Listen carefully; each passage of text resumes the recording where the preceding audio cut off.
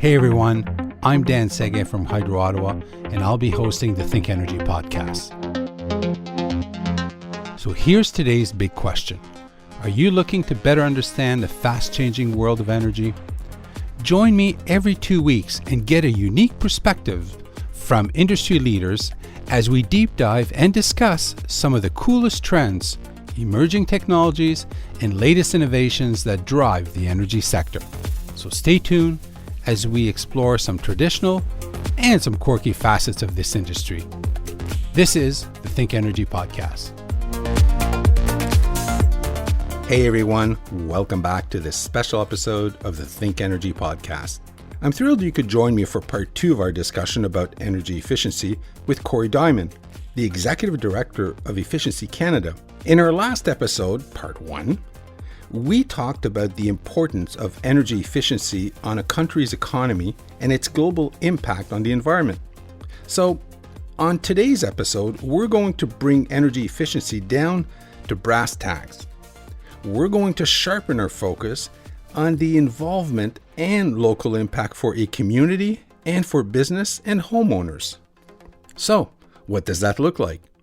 It's EV infrastructure, the construction of new buildings to be more energy efficient. It's retrofitting existing buildings, improving the efficiency of appliances and electrical equipment, all of which put us on the right path to reducing our greenhouse gas emissions and helping us live within our environmental means. As an electric utility company, Hydro Ottawa recognizes that our industry and service model is in the midst of a significant transformation, taking on a more decentralized, customer-centric, technologically advanced, and climate-focused form. With that will come increases in clean energy generation, more electrification of transportation, and building heating, energy storage, smart grid control, and greater user control. And at the core of all of this is energy efficiency. What's fascinating from my talk with Corey Diamond is how much power is actually in our own hands when it comes to using energy more wisely. These actions have a positive impact on the environment, on our finances in the long run, and even on our property values and in job creation. But is energy efficiency accessible? Can everyone and anyone participate? Similar to the last episode, here is today's big question. What are the benefits of energy efficiency and why is it important to municipalities, businesses, and homeowners to get on board? How can cost as a barrier be addressed? Once again, please welcome Corey Diamond. Corey, thank you so much for joining me today. Great to be here again. Thanks, Dan. I've read that in some cases, energy efficiency investments can be as profitable or even more profitable than renewable energy investments because they provide a higher and faster return on investment. Is energy efficiency the first step that municipalities, industry, businesses, and homeowners should consider to take control of their energy uses and helping the environment? Yeah, it's a really good question. In fact, traditionally in this sector, they used to call energy efficiency, quote unquote, the first fuel. So it was kind of like, what's the first thing we should be doing? And let's look at getting rid of our energy waste first. And you do see a lot of that now as kind of the first entry point. But actually what's happening in the sector is very interesting because the cost of renewables is coming down so much that you're starting to kind of see a melding, essentially an erosion of the traditional barriers of, traditional energy efficiency versus renewable or other carbon reduction strategies like, smart homes or smart technology or shaving peak and things like that. So these kind of barriers between what's, storage versus efficiency versus renewables are really starting to kind of be removed, which is really interesting.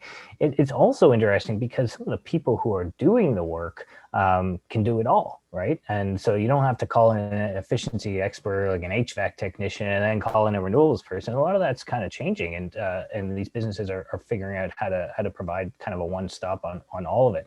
I guess I would say the most important thing is, from a buildings perspective, that you look at the building or your home as a system, and you start to think of it not just by individual measures based on what grants or incentives may be available, but you're actually looking at it as a system and what makes sense as a system to do.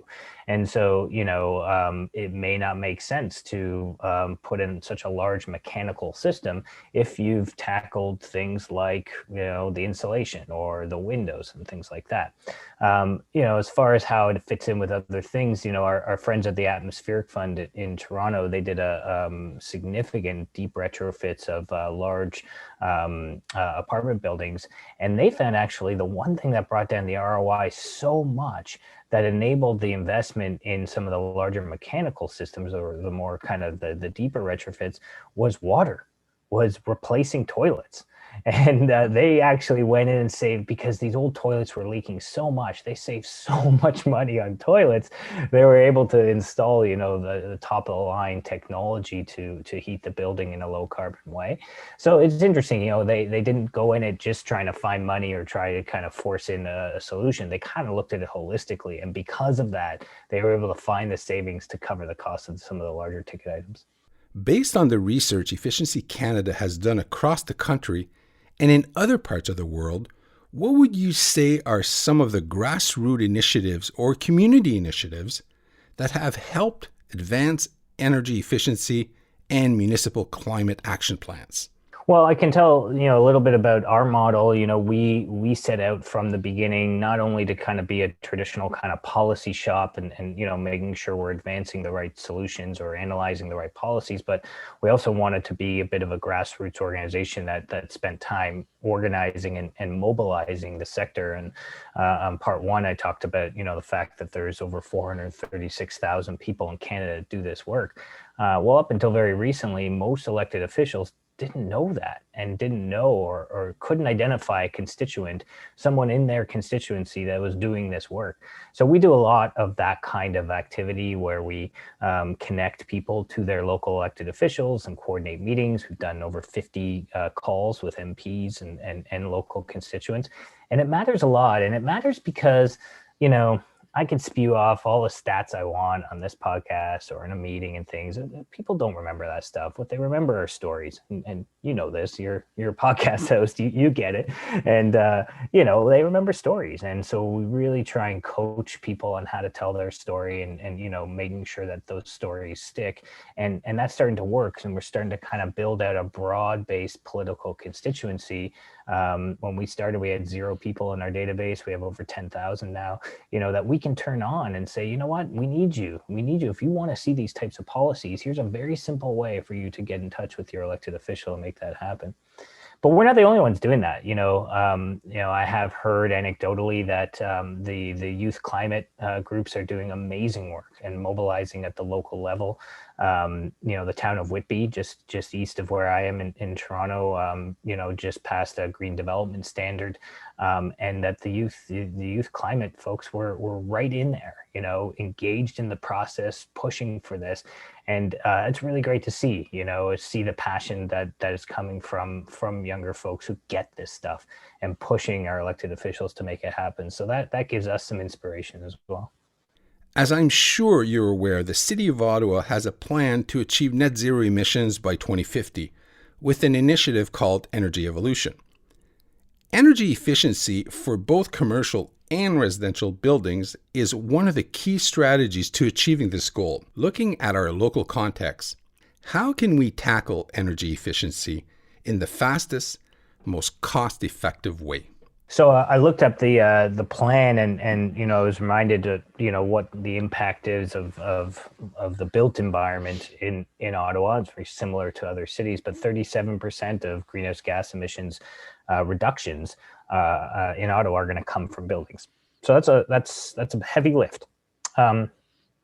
So what do we need to do? If you look at the strategic approach that the city of Ottawa has laid out, it's in line with what a lot of the major municipalities across the country are doing. Certainly Vancouver with its 6 bold moves, and Toronto, you've got Transform TO. Halifax has a great new climate plan. And they're looking at, a number of things, and Ottawa is no different. You got to, think about electrifying personal and commercial vehicles. We got to retrofit all of our residential and commercial buildings. And then interestingly for Ottawa is around turning organic waste into renewable natural gas, which is, again, technology that is available today. So these are some things that the city of Ottawa can immediately move on, and start to kind of advance through its own ways to complement what the province and the federal government is doing. But specifically, what can the city of Ottawa do? And we've looked at different models around the country of different ways of doing things. And I often think of energy efficiency. It does suffer a little bit from not treating it in the way we treat other aspects of our life. This kind of Amazon, Netflix kind of Uber Eats kind of world we're in of convenience. It's hard to renovate your house. It's hard to find out what to do. It's hard to find out, the right suppliers and the right priorities and things. What we need is a concierge to kind of help us do that. And there's some great, examples of that in cities around the world of, basically somebody, through an app or through phone calls, just helping you figure all that out. So that's something great the city of Ottawa could do. The second thing it could do is provide financing. A number of cities around the country are instituting what's called PACE financing, allowing people to essentially put the capital cost onto their property bill, paying it back off through their property taxes every year. So that's a really interesting thing that is enabled in Ontario, and Ottawa is thinking about it and could move fast on that. And then, like I said about Whitby, there are opportunities for the city of Ottawa to be more aggressive on codes and standards around new buildings, around supporting, renovations of buildings and things like that. We need to move fast. And Ottawa wouldn't be the only mover on this. Like I said, there's municipal leaders across this country who are taking this seriously and driving it alongside the people in Ottawa.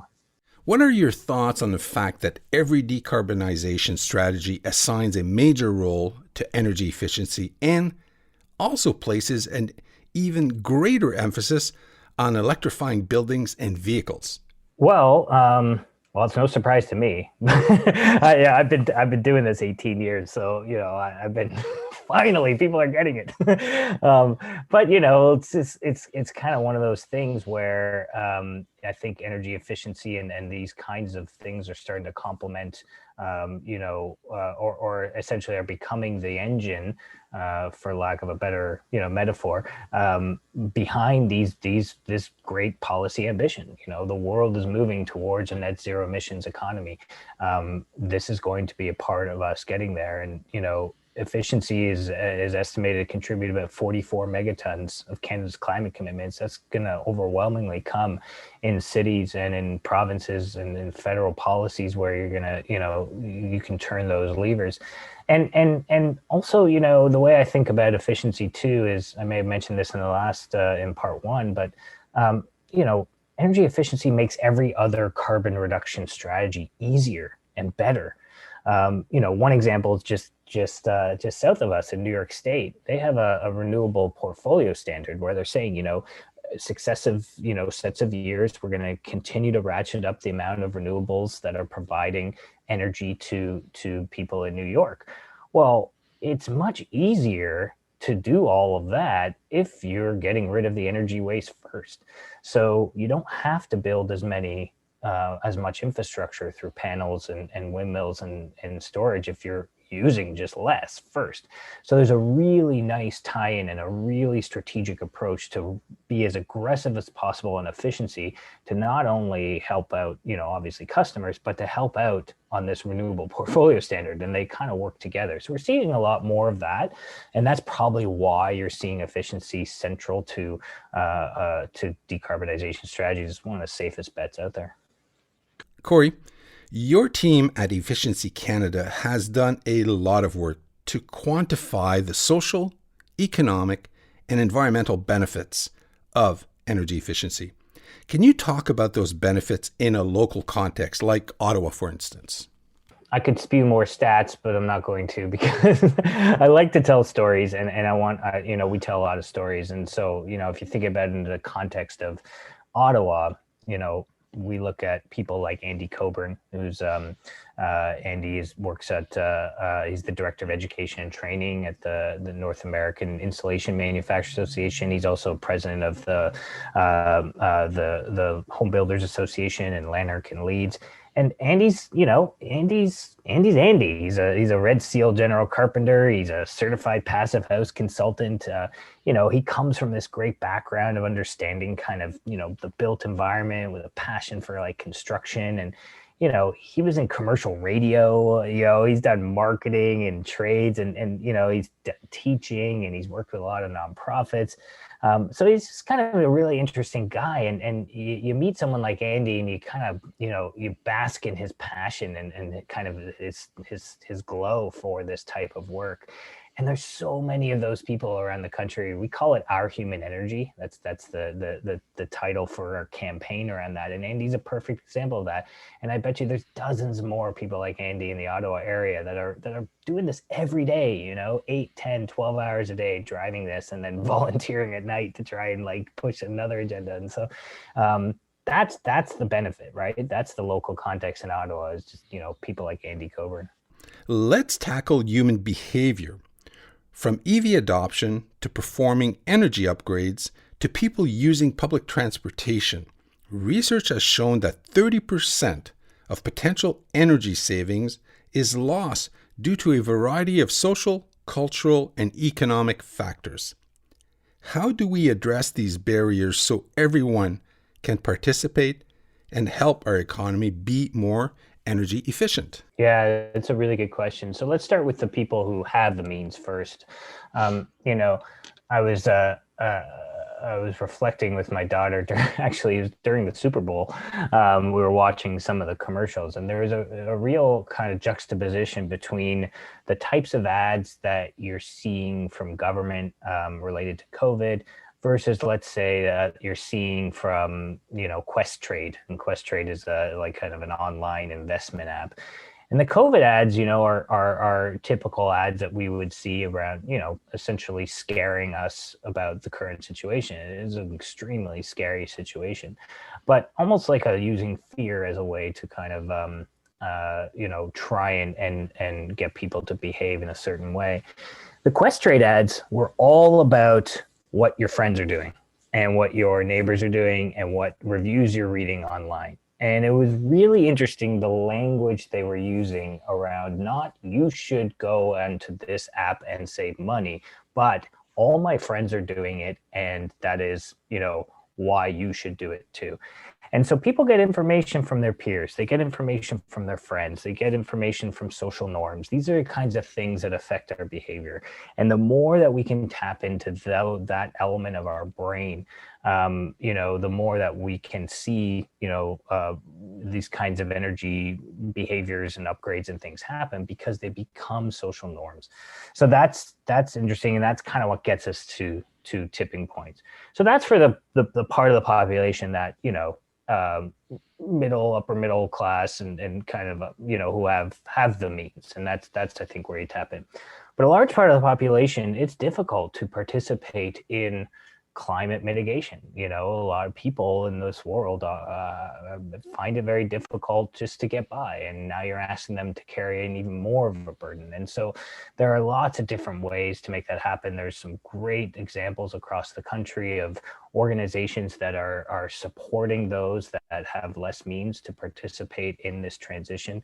And they do it by, common sense. How do you tap into people's cultural and social norms? How do you find ambassadors that can speak the language? How do you make sure that things are done in a turnkey way for those that don't have the means to invest capital up front? And this is why, as I mentioned in part one around, we desperately need to ramp up investment and programming for low to moderate income Canadians who are spending a lot of their income on their energy bills. And how do we make that happen? So different kinds of strategies to work with local community organizations, and different, service providers who may not be in our traditional energy sector, but have those kinds of relationships and the trust of the people in those communities.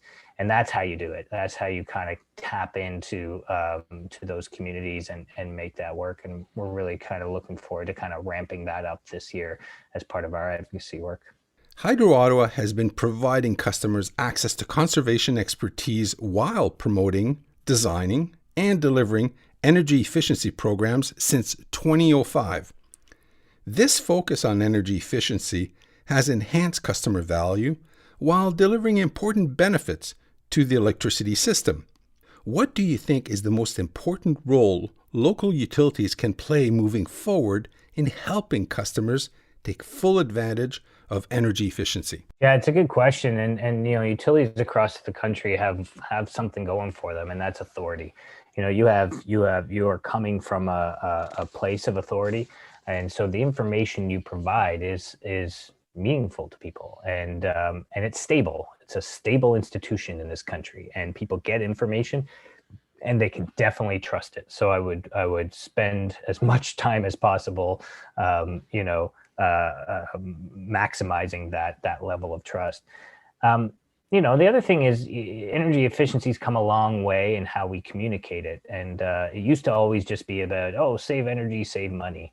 And then we kind of realized, people waste money all the time. People buy $5 coffees, when they could make it at home. Like, people buy sports cars for 10 times the cost of what it takes to get around. And, so money isn't necessarily the motivator, or saving money isn't the motivator we thought it was. But, Hydro Ottawa should be, you may already be doing this, talking about efficiency as a comfort issue, talking about it as a convenience issue, talking about it as something that builds communities. That puts people to work in your local community. These are the reasons why people like efficiency.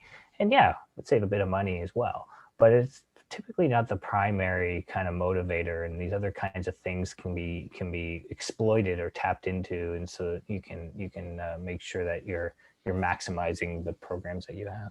In what ways has the energy efficiency sector been impacted by the pandemic, positive or negative? That's a tough question. I mean, there's not a lot of data yet on this. We've heard some anecdotes that, on the one hand, programs in the commercial and industrial sector have been doing quite well. I mean, you've got empty buildings, you've got a workforce that's moving, you've got, maybe some money lying around that can be invested. So when there's shorter term paybacks, it makes sense. I think small businesses, that's been hit. Those types of programs have been hit because small businesses have been hit in so many ways. They just cannot put, an ounce of energy or any time towards thinking about this. In the U.S., it's been a lot worse. I think in the U.S., you saw a lot of job losses in this sector. The clean energy sector and energy efficiency in particular was hit extremely hard. It's starting to bounce back. But they didn't have the same kinds of government supports that we had for small businesses through the types of federal programs. So we didn't see as much of the types of layoffs and things that you saw south of the border. But that story is still being written. So I don't have a complete answer yet, but at some point there'll be some reflection looking back and hopefully some lessons that we learn from that to kind of make sure that the sector remains a resilient part of Canada's economy. Are you ready to close us off with, some rapid fire questions? All right, let's do it. Okay, here we go. What is your favorite word? Triskaidekaphobia. It's the fear of Friday the 13th. What is the one thing you can't live without? My record collection. Now, what habit or hobby have you picked up during shelter in place? I don't know if it's a habit or a hobby, but it's been the best thing is I have lunch every day with my family, and it's amazing. I never used to take lunch. I would, just like everyone, I'd eat at my desk, and now I eat lunch with my family every day, and it's awesome. If you could have one superpower, Corey, what would it be? Time travel. Now, If you could turn back time and talk to your 18-year-old self, what would you tell him? Calm down. I guess I'm telling myself that right now. Still to this day. And lastly, what do you currently find most interesting in your sector?